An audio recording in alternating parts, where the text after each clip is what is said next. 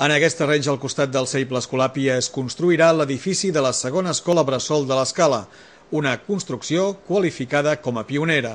Tindrà uns 1.450 metres quadrats, amb 6 aules, cuina-menjador, un dormitori, una sala polivalent, una capacitat per 82 alumnes i terreny suficient per fer una ampliació per encabir fins a 110 nens.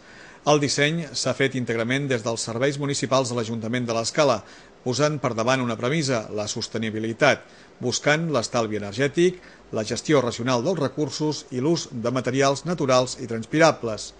L'orientació, tancaments i aïllaments específics, ventilació natural, cobertes ajardinades, plaques solars, l'aprofitament de les aigües plujanes i un molí de vent per generar electricitat fan que l'estalvi en energia sigui en alguns casos de fins al 60%. La coberta jardinada suposa un estalvi energètic molt important, és un aïllant molt potent, tant tèrmic com acústic, permet que l'escalfor no s'escapi a l'hivern i mantenir un ambient fresc a l'estiu també.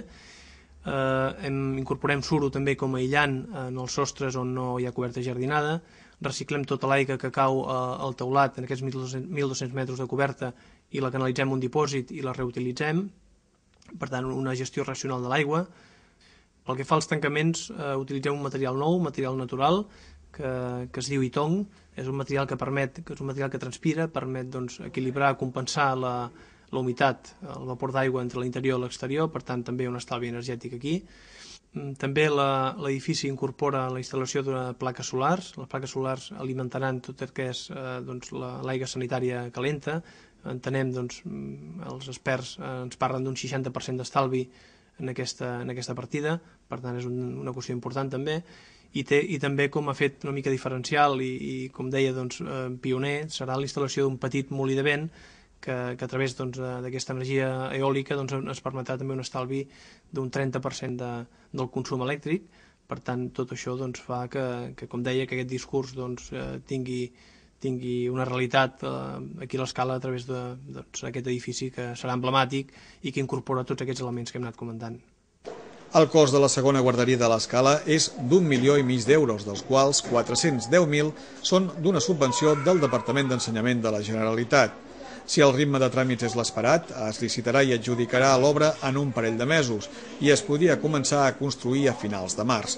L'objectiu és posar en marxa el servei al gener de 2011. Si parlem d'educació, la construcció de la segona escola bressol representa la posta en escena de la peça que faltava a l'oferta educativa del municipi.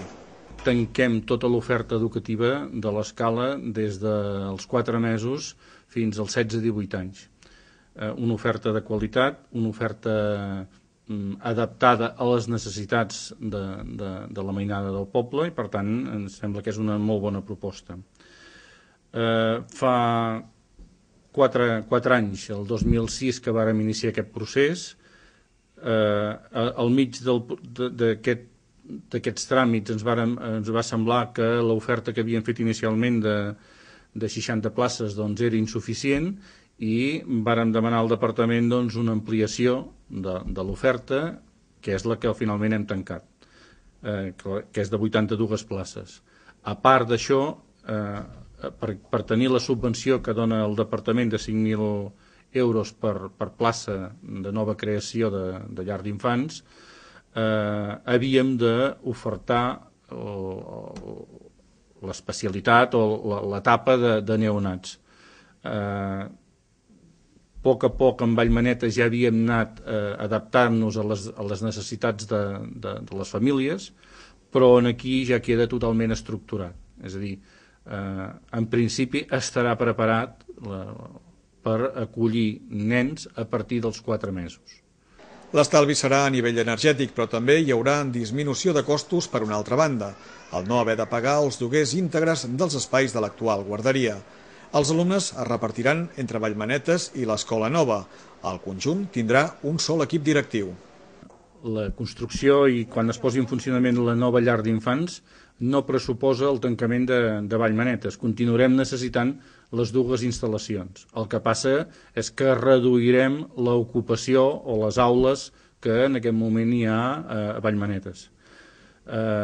Reduir les aules que en aquest moment tenim en lloguer o que paguem un lloguer al Bisbat, doncs comportarà un estalvi, però també, sobretot, comportarà un estalvi el fet d'acabar o tancar el lloguer de l'espai del vaixell de paper que en aquest moment també tenim adaptat pels nens més petits, els de 0 anys. Aquesta reducció de lloguers doncs, comportarà un estalvi, no sé, que hem calculat entre 25 i 30.000 euros a l'any, que doncs invertirem en el manteniment de les dues llars d'infants. També estem treballant amb el tema del funcionament.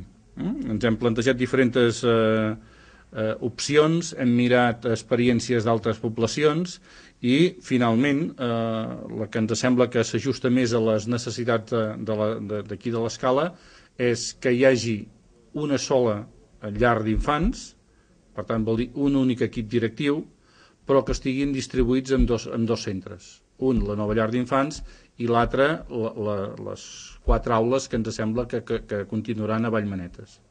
El projecte de la nova escola bressol s'aprovava per unanimitat avui en un ple extraordinari. Tots els partits han reconegut la necessitat de l'obra. Esquerra Republicana demanava que s'informés de les condicions per fer les obres perquè hi puguin optar empreses de l'Escala. I estem completament a favor, és una necessitat que té l'Escala, el Vallmanetes està col·lapsat, és un projecte que ja es va començar a treballar el 2005 amb l'anterior equip de govern i doncs, nosaltres ens n'alegrem que a la fi doncs, serà una realitat la segona escola bressol de l'Escala.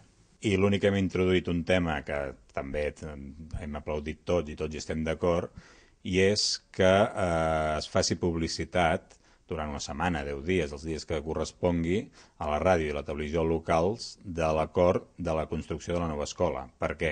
Perquè ens trobem que a vegades hi ha empreses locals o comarcals, sobretot locals, que podrien accedir a licitar algun tipus de concurs per construir, en aquest cas l'escola o altres coses, que no se n'assabenten. D'aquesta manera volem que durant una setmana, 10 dies, per la ràdio i per la tele, totes les empreses locals accedeixin a la informació per poder venir a recollir les clàusules per veure si els interessa, no els interessa o si poden estar interessades.